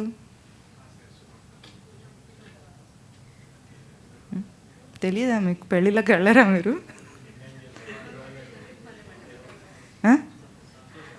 రేపు మన ఇంట్లో పెళ్ళైతే వాళ్ళు రావాలని, ఇస్తివాయనం పుచ్చుకుంటివాయనం. అవును, వాళ్ళు బర్త్డేకి పిలిచారు, మనం కూడా రేపు పిలిస్తే వాళ్ళు రావాలి కదా, అందుకనే వెళ్తాం. ఎవరైనా చచ్చిపోతే ఎందుకు వెళ్తాం? మనం చచ్చిపోతే కాదు, మన వాళ్ళు చచ్చిపోతే రావాలని. అంటే మన వాళ్ళు చచ్చిపోవాలని మనం వెళుతున్నాం అన్నమాట. ఇంత కూడా ఆలోచించారు. వెళ్ళాలంటే వెళ్ళేందుకో తెలియదు. ఏం చేస్తారు? చచ్చిపోయిన తర్వాత చచ్చిపోయిన వ్యక్తి ఉంటాడు అక్కడ. మనకు పరిచయం ఎవరు? చచ్చిపోయిన వ్యక్తి. వాళ్ళ ఇంట్లో వాళ్ళు పరిచయం లేదు, అయినా మనం వెళతామా? వీళ్ళు ఎవరిని పలకరించి వస్తారు? మనకు తెలియని వాడిని ఏం పలకరిస్తారు? ఒకవేళ వేరే ఫ్రెండ్స్ ఉన్నారనుకోండి, వాళ్ళ కుటుంబ సభ్యులతో మనకు పెద్దగా ఏం పరిచయాలు లేవు, అయినా సరే వెళతాం. చచ్చిపోయిన వాడు అక్కడ లేడు కదా, ఏం చూసి వస్తావు వెళ్ళి అని అడుగుతారు స్వామివారు. వాడు ఉండుంటే చావే ఉండదు కదా అక్కడ, ఈ అకేషనే రాదు. అయినా వెళ్ళి మనం అక్కడ లేని వాడిని చూసి వస్తాం. అప్పుడన్నా మనకి ఎప్పుడైనా రియలైజేషన్ వచ్చిందా? ఇదే దేహాన్ని ఫ్రెండ్ అన్నాం, ఇప్పుడు వాడేమో శివం అంటున్నాం. ఏడి నీ ఫ్రెండ్ ఏడి చెప్పు ఇప్పుడు. ఈ మాత్రం విచారణ మనకు ఉండుంటే మనం సూక్ష్మమే కానీ స్థూలం కాదు. ఈ దేహం ఉన్నప్పుడు కూడా జీవుడు మనమా, దేహం మనమా? జీవుడు మనం కదా. మరి ఎందుకు భ్రాంతి వస్తుంది దేహం నేనని? ఇన్ని చావులు చూసినప్పుడు అనిపించాలి కదా, దేహం అక్కడే ఉంది, పోయినవాడు పోయాడని అంటున్నాం వాడిని మనం. పోనీ ఆ దేహం నాకు ఇచ్చేయండి మా ఫ్రెండ్ది అంటాడు ఎవడన్నా? అంటే ఎంత ప్రియమైనదైనా, ఎంత అందంగా ఉన్నా సరే. అప్పుడు శ్రీదేవి ఎప్పుడు చచ్చిపోతే మేకప్ వేశారు వాళ్ళ పిల్లలు. భ్రాంతికి ఇంకేం చేస్తాను చెప్పండి, అదొక లెవెల్. అయితే మాత్రం జీవం వస్తుందా, అందం వస్తుందా? ఆ మాత్రం కూడా తెలివితేటలు ఉండక్కర్లే. శివాన్ని పట్టుకొని అలంకారం చేయటం ఎందుకు దానికి? అప్పుడన్నా అనిపించాలి కదా, పోయినవాడు ఎవడు అంటే ఇప్పుడు ఉన్నప్పుడు మనం ఇదా, లోపల ఉన్నది వేరే ఉందా?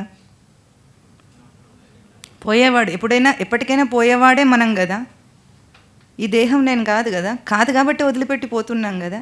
ఈ మాత్రం విచారణ వచ్చుంటే మనం సూక్ష్మమా స్థూలమా అర్థమైపోదు, అభౌతిక స్వరూపులమా భౌతిక స్వరూపులమా అర్థమవుతుందా లేదా?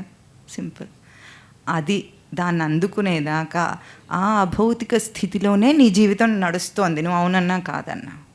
ఆ స్వరూపంతోనే బ్రతుకుతున్నావు, ఈ దేహంతో బ్రతకటం లేదు, ఈ దేహపు స్థితిగతులతో బ్రతకటం లేదు. దాన్ని అందుకునేదాకా మనిషికి ఈ శోధన తప్పదు. అయితే పశుపక్షులకు కూడా ఈ శోధన వస్తుంది, కానీ అవి దాటేసి ఆహార నిద్ర భయ మైథునాల్లో ఆనందం వచ్చిందనుకొని బ్రతుకుతాయి. మనిషి ఇన్ని సుఖాలను అనుభవిస్తాడు, ఆహారము నిద్ర భయము మైథున సుఖాన్ని అనుభవిస్తున్నాడా లేదా ఇప్పుడు? అయినా వీడికి విషాదం వస్తుంది. ఈ విషాదం పశువుకు రాదు. వస్తుందా? రాదు. మనిషికే వస్తాయి కష్టాలు, పశువులకు రావు. ఆ కష్టం ఎట్లా ఉంటుంది? దానికి తిండి దొరకలేదనుకోండి ఒక పూట, అదేం చేస్తుంది? తిండి కోసం వెతుక్కొని సమస్య తీర్చేసుకుంటుంది. తర్వాత దానికి ఏ విషాదం ఉండదు. మనకు తినడానికి తిండి లేక ఏమైనా కష్టం వచ్చిందా? కట్టుకోవడానికి బట్టలు లేక ఏమైనా కష్టం వచ్చిందా? పెళ్ళిలైన మైథున సుఖం ఉండనే ఉందా? అన్నీ ఉన్నాయా? నిద్ర వస్తుందా కంటి నిండా? అయినా మనకు విషాదం ఉందా? ఎందుకుంది? ఇన్నున్నా విషాదం ఎందుకుంది అంటే యోగం కోసమే విషాదం, కానీ విషాదం కోసం విషాదం కాదు. నువ్వు యోగం అందుకోవటం కోసం విషాదం ఉంది నీకు. కష్టాన్ని విచారణ చేయి, విషాదాన్ని విచారణ చేయి, చేస్తే దాటేస్తావు. అర్జునుడిలాగా ఈ బేల మాటలు ఎప్పుడు వస్తాయంటే మనము చేతగాని తనాన్ని చాలా బాగుందన్నట్టుగా సత్వగుణంలో మాట్లాడతాం అన్నమాట. అది తప్పు. ఎప్పుడైనా సరే దీన్ని భగవద్గీత తర్వాత 15వ అధ్యాయంలో కూడా మొదటి శ్లోకంలో చెప్తాడు, అసంగ శస్త్రేణ దృఢేన చిత్వా. దాన్ని ఎట్లా కొట్టాలి సంసారాన్ని అంటే, అసంగం అనే ఒక శస్త్రంతో దృఢంగా మూలాగ్రం నరికి పారేయమంటున్నాడు. అసంగం అంటే అటాచ్మెంట్ లేకుండా డిటాచ్డ్గా, జీవితం డిటాచ్డ్గా గడపాలి. ఆ డిటాచ్మెంట్ నేర్పిస్తుంది భగవద్గీత మనకు. దేన్నైతే ఈ భౌతిక దేహంతో అటాచ్డ్గా బ్రతుకుతున్నాం, ఇదే సత్యం అనుకుంటున్నామో, దీని నుండి డిటాచ్మెంట్ ఎట్లా తెచ్చుకోవాలో ఆ భౌతిక స్వరూపంతో ఇక్కడ సంవాదం జరుగుతుంది. ఇప్పుడు సంజయుడు ఏమంటున్నాడు, ఏవముక్త్వార్జున సంఖ్యే రథోపస్థ ఉపావిశత్ విసృజ్య సశరం చాపం శోక సంవిఘ్న మానసః. సంజయుడు అక్కడ లైవ్ కామెంటేటర్, లైవ్గా చూస్తున్నాడు, మొత్తం అంతా కూడా చూసి చెప్తున్నాడు. సంజయ లక్షణం ఏమిటి? సంజయతి అంటే స్పష్టమైన జయం, జయం పొందేవాడు సంజయ లక్షణం కలిగినవాడు.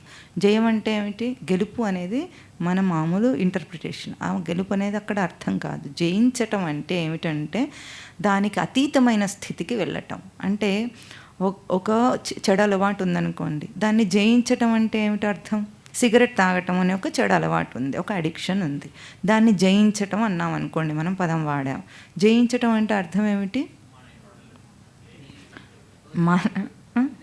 వదిలేయటం, మానేయటం. సరే, సిగరెట్తో పోల్చి చెప్పకండి, తనతో పోల్చి తన స్థితి ఏమిటప్పుడు? సిగరెట్ మీద ఆధారపడకుండా ఉండే తన స్థితి స్థాయికి ఎదగటం అంతే. సిగరెట్తోనే స్మోకర్ ఎట్లా ఉంటాడు? వాడు ఆగలేడు, నేను ఉండలేకపోతున్నాను అంటాడు సిగరెట్ తాగకుండా. ఎట్లాగో ఉందా అంటాడు, లేదా అడిక్షన్ ఉంటే నాకు నరాలు బలహీనత వచ్చేస్తుంది అంటాడు, ఎన్నో అంటాడు. తాగుబోతులు అదే అంటాడు, సిగరెట్ తాగేవాడు అదే అంటాడు, వ్యభిచారి కూడా అదే అంటాడు. అన్నీ వాళ్ళకేమిటి? నరాల బలహీనత వస్తుంది. అంతదాకా వెళ్ళిపోయాడు. అంటే దాని మీద ఆధారపడేవాడు దాన్ని వదిలేసినా నేనున్నా అనే ఒక ఆధారపడని స్థితికి తాను ఎదిగాడా లేదా? అట్లాగే ప్రతి చిన్న అలవాటును తను మార్చుకోగలగాలి. అంటే సాధనలో ఎట్లా ఉంటుందంటే ప్రతి చిన్న ప్రవర్తన విషాదం యోగం, విషాదం యోగం. చిన్న ప్రవర్తన కూడా, పెద్ద పెద్ద సంఘటనలు మనం ఎందుకు చెప్పుకుంటామో అర్థం కావటం కోసం చెప్పుకుంటాం. అన్నీ పెద్దవే రావాల్సిన అవసరం లేదు మనిషికి. తాను కదిలినా మెదిలినా ఆ కాన్షియస్నెస్తో కదలటం. ఆ ఏమరపాటు వచ్చిందనుకోండి, ఏమరపాటు అంటే అర్థమవుతుందా మీకు? కాన్షియస్గా ఉండకుండా ఉండటం. ఏమన్నా కాన్షియస్గా ఉండకుండా ఉండే ఏమరపాటును ఏమంటారు మామూలు మీ భాషలో? Mind present, body absent. Body absent అందాం పోనీ. అంటే బాడీ ప్రెజెంట్, మైండ్ యాబ్సెంట్. అది బాడీ ప్రెజెంట్, మైండ్ యాబ్సెంట్. అంటే తన దృష్టి లేదు అక్కడ, అంతే కదా. దృష్టి నిలపకపోవటం అనేది ఏమరపాటు. దేని మీద అంటే మళ్ళీ మనం విషయం మీద మాట్లాడతాం. అంటే అప్పుడు ఎట్లా మాట్లాడతామంటే, ఇప్పుడు ఇక్కడ కూర్చొని ఉన్నాడు, పని రాసుకుంటున్నాడు. ఒక వ్యక్తి ఇక్కడ నుండి వెళ్ళాడు, పరిగెత్తుకుంటూ వచ్చి ఇంకొకటి ఇటు నుండి ఒక అబ్బాయి వెళ్ళాడు చూసారా అంటే నేను చూడలేదు అంటాం. మనం ఏం మాట్లాడాము? వాడి మీద మన దృష్టి లేదని మాట్లాడుతున్నాం. అప్పుడు అంటే తన దృష్టి లేని విషయం మాట్లాడట్లేదు, వాడిని చూడని అంశమే మాట్లాడుతున్నాం. ఇది విషయాత్మకంగా మాట్లాడుతున్నాం. కానీ తను దృష్టి నిలపలేదు అన్నది అక్కడ తన దృష్టితో పోల్చే అంశం అన్నమాట. అంటే దృష్టిని ఒకదాని యందు నిలపకపోవటం ఏమరపాటు, కాన్షియస్గా ఉండటం, ఎరుకతో ఉండటం, ఏమరపాటుతో ఉండటం. ఇప్పుడు ఏమరపాటు అనేది జీవితంలో ఎంత నిండిపోయి ఉందంటే మనం నడుస్తుంటే ఏమరపాటులో నడుస్తాం, మాట్లాడితే ఏమరపాటులో మాట్లాడతాం, అన్నీ ఏమరపాటులోనే ఉంటాయి. అంతగా మనకు అది అలవాటైపోయింది. ఇప్పుడు ఏం కావాలి? ప్రతి దాంట్లో కూడా తన యోగమును అందుకునే ప్రవర్తన మనిషి చేయాలి. అందుకే ప్రతి డిసిప్లిన్స్ అంటారు కదా, అన్ని కల్ట్స్లో కూడా డిసిప్లిన్స్ ఎందుకుంటాయంటే, ఒక డిసిప్లిన్ ఆచరిస్తున్నప్పుడు, ఒక నియమబద్ధమైన జీవితాన్ని ఆచరిస్తున్నప్పుడు మనిషి ఏమరపాటులో బ్రతకడు. వాడు చేసే ప్రతి చేష్ట ఈజ్ అండర్ హిస్ సర్విలెన్స్. తన సర్విలెన్స్లో లేకుండా ఏ చేష్ట జరగదు అసలు. ఇది ఆధ్యాత్మిక జీవితం. ఆధ్యాత్మిక జీవనం అంటేనే కంప్లీట్ కాన్షియస్నెస్తో బ్రతకటం. మిగతా జీవితం అంటే ఊరికే బ్రతుకుతుంటారు, కాన్షియస్నెస్ ఉంటుంది కానీ అక్కడ ఉండదు. వాళ్ళు వాడుకుంటూ ఉంటారు కానీ వాడుకున్నట్టు కాదు, అది తెలియదన్నమాట. అట్లా ఉన్న జీవితం ఆ ఏమరపాటు నుండి కాన్షియస్గా రావటం, జయించటం, సంజయ లక్షణం అదన్నమాట. అందుకు కదా ఎక్కడో ఉన్న దాన్ని తను దర్శనం చేయగలుగుతున్నాడని ఆ వ్యాస భగవానుడు సంజయుడికి ఆ శక్తిని ఎందుకు ఇచ్చాడు? ఆ లక్షణం సంజయుడికి ఉందని అర్థం అక్కడ. అంటే తను సృష్టిని అంతా కూడా కనెక్ట్ చేసి చూడగలడు. ఇప్పుడు ఇక్కడ ఉన్న మనము మొబైల్ ద్వారా అంత ప్రపంచానికి కనెక్ట్ అయి ఉన్నామంటే ఎట్లా? ఆ ఫ్రీక్వెన్సీస్ని క్యాచ్ చేస్తుంది మొబైల్ కాబట్టి. అట్లాగే మనిషి ఇంతకంటే చాలా గ్రేట్ టెక్నాలజీతో ఎదగగలడు. ఒకప్పుడు వివేకానందుడు చికాగోలో ఏం చెప్పాడు, ఇక్కడున్న నేను నా గురువుతో మాట్లాడగలను అన్నాడు. ఆ రోజు సెల్ ఫోన్ లేదు, సెల్ ఫోన్లో అనలేదు ఆయన, గురువుతో నేను డైరెక్ట్గా మాట్లాడగలను. ఎందుకు? కనెక్ట్ అయి ఉంది అనమాట ఆ ఫ్రీక్వెన్సీ. అది మనిషి యొక్క నిజమైన తేజస్సు, దానికి ఎదిగేదాకా. అందుకే మనం పిల్లలకు కూడా మొన్న చెప్పింది అదే, పిలక ఎందుకు పెట్టుకుంటారంటే అది యాంటీనా కాబట్టి, రిసీవర్. ఈ సృష్టిలో ఉన్న మొత్తాన్ని కూడా పిలక ఆ స్థానం ఇక్కడ. దీనికి వివరణ ఏమిటంటే శిరోజం అంటాం కదా మనము, శిరస్సు జాయతే ఇది శిరోజ. అంటే శిరస్సు ఏంటి, తన కంట్రోల్లో మొత్తం అన్ని అవయవాల అంగాల కంట్రోల్ ఎక్కడుంది, శిరస్సులో ఉంది. శిరస్సు ఏం చేస్తుంది, తన కంట్రోల్ ఎక్కడుంది, బ్రెయిన్ కంట్రోల్ ఎక్కడుంది, తన దగ్గరే ఉంది. అంటే అన్నిటినీ అదే కంట్రోల్ చేస్తుంది, తనను కూడా అదే కంట్రోల్ చేస్తుంది. దాని నుండి పుట్టినవి శిరోజములు. వాటిని మనం ఎక్కడైనా ఇక్కడ శిఖస్థానం అంటాం. శిఖస్థానంలో ముడి వేస్తే అది సృష్టి నుండి మొత్తం కంట్రోల్స్ అన్నిటినీ కూడా క్యాచ్ చేయగలుగుతుందని టెక్నాలజీ. అందుకు శిఖ పెట్టుకునేవాళ్ళు పూర్వం మన దేశంలో. అందుకు ఋషులు ఒకచోట కూర్చొని అన్నిటినీ కనిపెట్టేశారు. వాళ్ళు టెలిస్కోప్లు అక్కర్లేదు, ఏ మిషన్లు అక్కర్లేదు, వాళ్ళు తపస్సులోనే అన్నీ తెలుసుకోగలిగారు. అంత తేజస్సు మనిషికి ఉంది. అట్లా సంజయుడు ఇక్కడ ఆ లైవ్ టెలికాస్ట్ ఎందుకు వస్తుంది అనుకున్నారు, ఏదో దివ్య దృష్టి ఇచ్చాడంటే సరే అంటాం, దండం పెట్టేస్తాం. సంజయుడికి ఇచ్చాడు, మనకు లేదు, మనకు కూడా వస్తుంది. అంతదాకా తపస్సు చేస్తే మనిషికి కూడా వస్తుంది. అటువంటి సంజయుడు ఏం చెప్తున్నాడు, సంఖ్య అంటే అక్కడ యుద్ధము అని అర్థం. సంఖ్య అంటే యుద్ధమునందు అని ప్రసిద్ధార్థం. అక్కడ ఇట్లా చెప్పి ఏవముక్త్వా, ఈ విధంగా చెప్పి అర్జున రథోపస్థ ఉపావిశత్, రథంలో కూర్చున్నాడట. స్వామివారి భాష అయితే కూలబడ్డాడంటారు. ఎట్లా, విసృజ్య సశరం చాపం శోక సంవిఘ్న మానస. సశరం చాపం అంటే ధనుర్బాణాలు రెండు కూడా వదిలేసి కూలబడి ఎట్లా ఉన్నాడు, శోక సంవిఘ్న మానస, శోకంతో నిండిపోయిన మనస్సున్నవాడే రథంలో కూలబడ్డాడట అర్జునుడు అని చెప్తున్నారు. ఇక్కడ సంఖ్య అంటే ఏమిటంటే ప్రసిద్ధంగా అక్కడ యుద్ధం అని అర్థం. ఈ యుద్ధం ఎక్కడవుతోంది ఇప్పుడు, తనలో అవుతోంది. సంఖ్య అంటే తన స్పష్టమైన దర్శనం నందు ఒక యుద్ధం జరుగుతోందన్నమాట. ఇప్పుడు ఉదాహరణకి కన్నుంది, కన్ను చూస్తోంది. ఎక్కడ చూస్తోంది, బయట. అదే మనకు బయట అనేది ప్రసిద్ధంగా అవగాహన. దర్శనం ఎక్కడవుతుందండి, గుడికి వెళ్తారా, కళ్ళు మూసుకుంటారా, దర్శనం చేసుకుంటారా? కళ్ళు మూసుకొని ఎందుకు దర్శనం చేసుకుంటారు? అంత దూరం వెళ్ళిన వాడు కళ్ళు తెరిచి దర్శనం చేసుకోవాలి కానీ టక్కిగా మూసుకుంటారు ఎందుకు అంటే, దర్శనం అనేది అక్కడ జరగదు, విగ్రహం దగ్గర చూడటం లేదు మనం.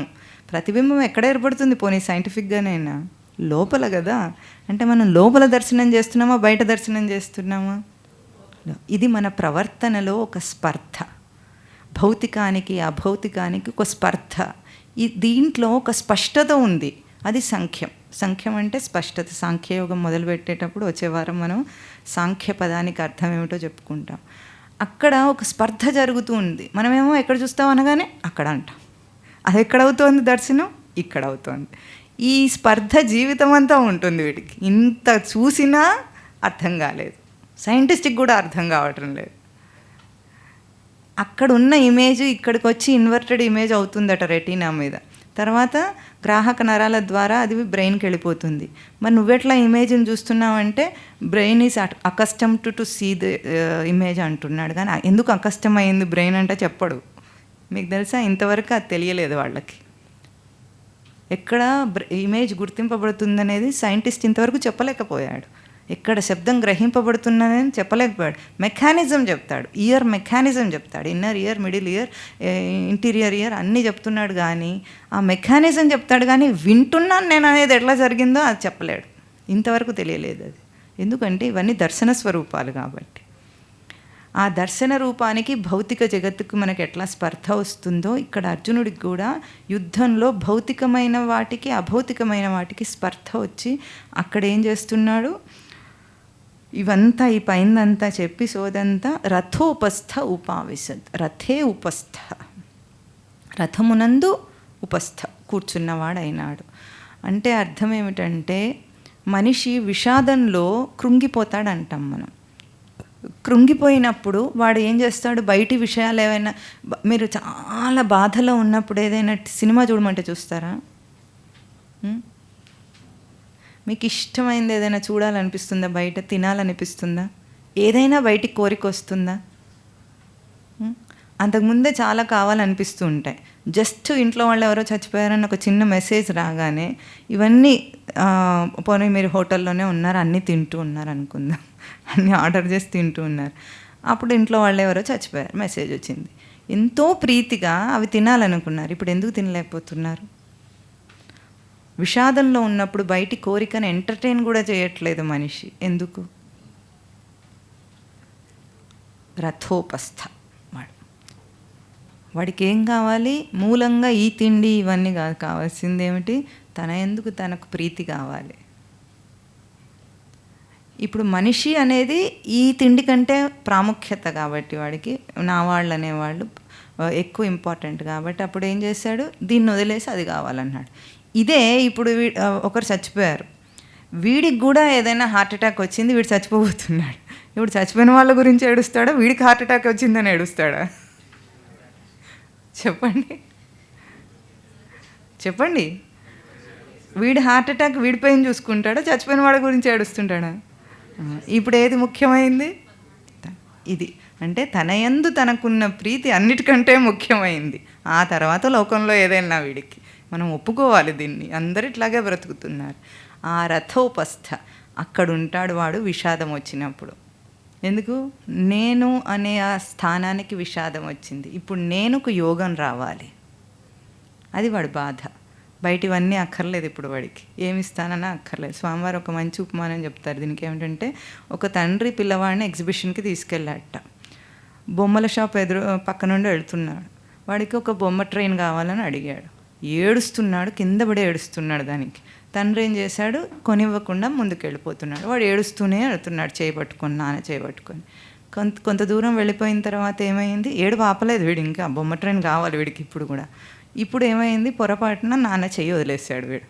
నాన్న కూడా చూసుకోకుండా వెళ్ళిపోయాడు. ఇప్పుడు వీడు మళ్ళీ ఏడుస్తాడు. ఇప్పుడు ట్రైన్ కోసం ఏడుస్తాడా, నాన్న కోసం ఏడుస్తాడా? ఎందుకు ట్రైన్ పక్కనే ఉంది, ఇస్తానంటే ఊరుకున్నాడా? వేరే అంకుల్ వచ్చి ట్రైన్ ఇస్తాడు, కావాలా? వద్దు. ఎవరు కావాలి ఇప్పుడు? నాన్న కావాలి. అట్లాగే స్వరూపం నుండి దూరమైన మనకు స్వరూపం కావాలి, కానీ ట్రైన్ బొమ్మ ట్రైన్లు కాదు. పిల్లవాళ్ళలాగా మనము తప్పిపోయాము, మన నుండి మనమే దూరం అయ్యాము. ఇప్పుడు మనకేం కావాలి? మనం కావాలి. లోకంలో అన్ని ఆకర్షణలు ఏం చేస్తున్నాయి, ఇదిగో ఇది తీసుకో, అది తీసుకో అని మన దగ్గరకు వస్తుంటే సరే సరే అంటున్నాం, తీసుకుంటున్నాం, కానీ మళ్ళీ అది పక్కన పెట్టి మళ్ళీ నాన్న అని ఏడుస్తాడు చూసారా పిల్లవాడు, అట్లాగే ఏడుస్తున్నాం మళ్ళీ మనం. ఆ ఏడుపుకి అర్థం ఏమిటో మనకు తెలియటం లేదు. ఆ స్వరూపాన్ని అందుకునేదాకా ఇది తప్పదు. ఆ స్వరూపాన్ని అందుకునే విషాదాన్ని పొందాడు ఇప్పుడు అర్జునుడు. దాన్ని యోగం ఎట్లా చేస్తాడో స్వామి భగవద్గీత యొక్క బోధను మనం వచ్చే వారం నుండి, అంటే ఇప్పుడే మొదలవుతుంది. ఇప్పుడు మళ్ళీ కాస్త ఇంకా 10 శ్లోకాలు తిట్లు శాపనార్థాలతో ఒక సెషన్ నడుస్తూ ఉంటుంది. ఎంత చెప్పినా అర్థం కాని అర్జునుడి స్థితి మనకు అక్కడ ఇంకా అర్థమవుతుంది. ఇంకేమంటాడు, సశరం చాపం విసృజ్య, శరము ధనుర్బాణాన్ని వదిలేశాడట. అర్జునుడు తన గాంధీవాన్ని విడిచిపెట్టడం అంటే ఒక సాధకుడు సాధన తేజస్సునే విడిచిపెట్టడం అని అర్థం. అర్జునుడి యొక్క లక్షణం ఏం చెప్పుకున్నాం పంచపాండవులలో? సాధనలో కరుకుతనం, ముందంజ వేయటం. ఇట్లా అన్నిటినీ దాటేసి ముందుకు వెళ్ళాలో దానికి కావలసిన గాంధీవం అనే తన బాణాన్ని విడిచిపెట్టేశాడు అర్జునుడు. ఇంకా శోక సంవిఘ్న మానసం అంటే ఏమిటంటే మనస్సంతా శోకంతో నిండిపోయిందట. ఇప్పుడు ఇట్లా కదిలించగానే టపిమని నీళ్లు రాలితే వచ్చే వారం మనము నీళ్లు కూడా వచ్చాయి. అశ్రుపూర్ణాకులేక్షణం అంటాడు, ఇంకా కళ్ళల్లో నీళ్లు కూడా వచ్చేసినాయట. ఇప్పుడేమో మనస్సు బాధతో నిండినంత వరకు కూలబడ్డాడు. స్వామి ఇట్లా కదిలించగానే టికి నీళ్ళు వస్తాయి. పిల్లలు కూడా దుఃఖంతో ఉన్నప్పుడు అమ్మ రాగానే ఏం చేస్తారు, కళ్ళల్లో నీళ్లు కార్చేసుకు కాలువలు కార్చేసి ఏడుస్తారా? అట్లాగే అర్జునుడు కూడా స్వామి పలకరించిన తర్వాత ఏడుస్తాడు. మనం చూద్దాం. మనకు కూడా ఈ విషాదం రావాలనే కోరుకోవాలి. ఏమరపాటులో మూర్ఛలో జీవితాన్ని వృధా చేయకుండా విషాదాన్ని గుర్తించగలిగితే యోగం వచ్చేస్తుంది, వెంటనే వచ్చేస్తుంది. ఎందుకు? ఆనందానికి ఇన్వర్టెడ్ రూపమే దుఃఖం. దాన్ని నేరుగా చూస్తే ఆనందానికి దారి తీస్తుంది. తిరగదిప్పి జీవితాన్ని చూస్తున్నాం కనుకనే ఈ దోషం వస్తుంది. ఇది చాలా ముఖ్యమైన ఘట్. చెప్పండి. అహోబత మహత్పాపం కర్తుం వ్యవసితా వయం యత్ రాజ్యసుఖలోభేన హంతుం స్వజనముద్యతాః యది మాం అప్రతీకారం అశస్త్రం శస్త్రపాణయః ధార్తరాష్ట్రా రణే హన్యుః తన్మే క్షేమతరం భవేత్. సంజయ ఉవాచ ఏవముక్త్వార్జున సంఖ్యే రథోపస్థ ఉపావిశత్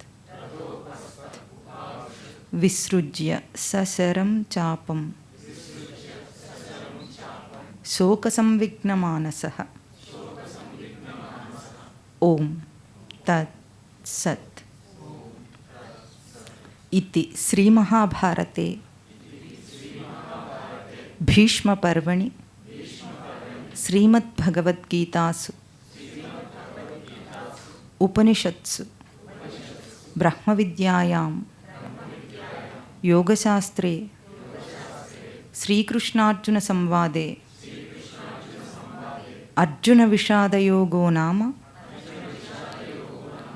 ప్రథమోధ్యాయః. ఓం తత్ సత్.